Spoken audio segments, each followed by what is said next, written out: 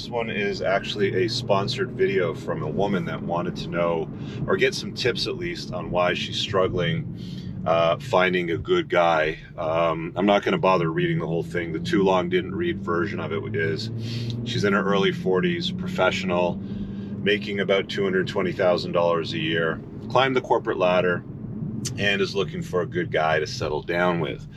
And this is something that we've seen in quite a few magazine articles over the last few years that cater to, the go girl, boss girl sort of crowd, along the lines of there's no good guys, or why do all these women have like a picture on a magazine cover of like 5 different women, ages ranging from like early 40s to late 50s.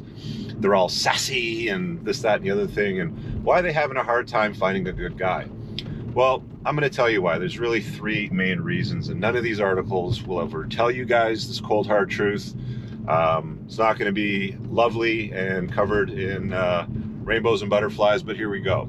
The first reason why you're struggling is because you have a very narrow dating pool. So women are hypergamous by nature. All that means is they're basically looking for the bigger, better deal. You see, if you're a professional woman in your 40s or 50s, and you've climbed the corporate ladder, you've got you're a medical doctor, you're a lawyer or something like that, you've made lots of money, you've got a few pieces of paper on the wall framed in mahogany with little letters after your name, telling the world who you are and what you're all about. That looks great on paper, but the problem is that generally speaking, guys are not attracted to degrees, right? There's been no guy ever that I've been aware of, myself included, that ever said, look at the degree on that chick. That's not how guys operate. Men are success objects to women. Women are beauty objects to men. That's the cold hard truth about the way that works. And when you climb the socioeconomic ladder as a woman, making all this money, doing the corporate gigs and all that sort of stuff, you've bought your house, maybe paid it off, you've got a nice car with a German badge on it, and you're hot to trot. That's great and all, but guess what? Your dating pool's a lot smaller, because you only date up and across. You make $250,000 a year, you're only dating guys that make about that money or more. And I'm going to tie that into another reason why it doesn't work out for you as well, ladies. So that brings me to point number 2, which is successful men that you'd like to date, that you think are turned on by your sass or your boss girl notions, they generally date younger, hotter, more agreeable women, okay? It's just what guys do. Again, men are success objects, women are beauty objects, and a early 40s woman can't compete with a early 20 woman. It's just the cold hard truth. They're younger, they're more beautiful, they've got a lot more life ahead of them, they're more fertile. There's a whole bunch of reasons why men do it, and it's universal around the world, by the way. If you've read any number of evolutionary psychology books, there's almost always a chapter or a section in the book dedicated to attraction levels.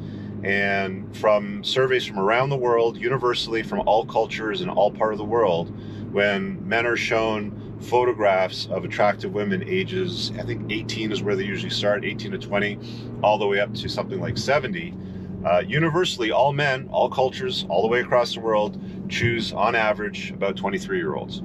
So that's what men think of attraction. Men around the world believe that younger women are more attractive, and why wouldn't they? For a very, very long time, and still to this day, in fact, if we're being honest, men have always looked at women as beauty objects, and no amount of social pressure, magazine articles, Me Too's, trying to use coercion or acceptance protocols. We start to hear a lot of these fat acceptance protocols, or men should just date women their own age sort of thing. Well, that's cool and all, but what is men's behavior telling you? They're choosing younger, hotter women. So not only when you've climbed the corporate ladder and achieved all of that, do you have a smaller dating pool to choose from, but what's left of the dating pool to choose from is generally choosing younger, hotter women, not women that are their own age. Which brings me to the third and final point. The quality of women in that age bracket that men generally look at. I experienced this myself personally. A lot of my friends and a ton of the guys that I've coached when they're looking for help, with women in their lives, is women in that age group generally aren't long-term relationship type of material. I'll tell you why. Well, they've generally been around the block. They've got a notch count. They often bring small children in tow, sometimes from different fathers. If you haven't seen my video that I did on, this is more for guys, but the ladies should watch it too, what men need to know about dating single moms. I'll put a card up in the top right. You can check it out afterwards. So there's that.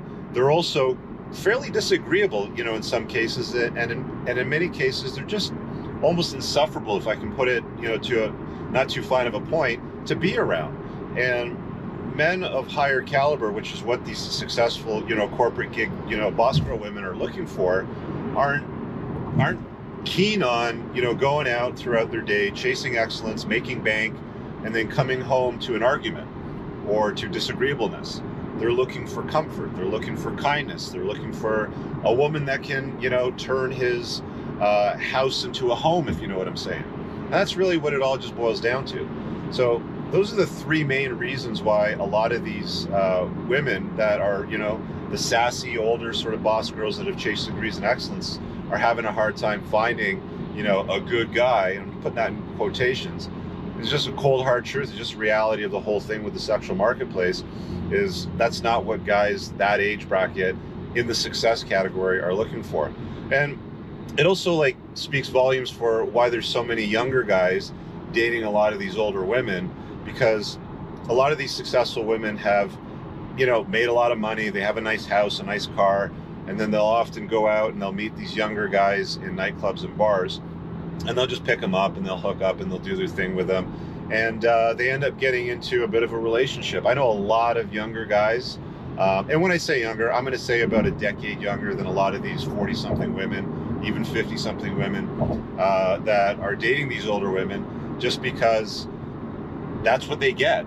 And, these successful women look at these younger guys more as beauty objects at that point, because there's, believe it or not, there's a lot of guys that are in the older category that can't perform or have difficulty performing in the bedroom. They haven't made self-care a priority in their lives, and things aren't functioning properly, if you know what I'm saying. So a lot of the older ones will start to date some of these younger guys, because guys their age are generally dating younger, hotter women, and they're staying away from the disagreeable, the sassy boss girls, the ones with a bunch of kids in tow. Guys just don't want to put up with that. It's a cold, hard truth, and not a lot of people are going to be willing to speak these facts. But, she sent me this brief email asking me to dedicate a video to the topic. I hope it offers some clarity to some of those professional women out there.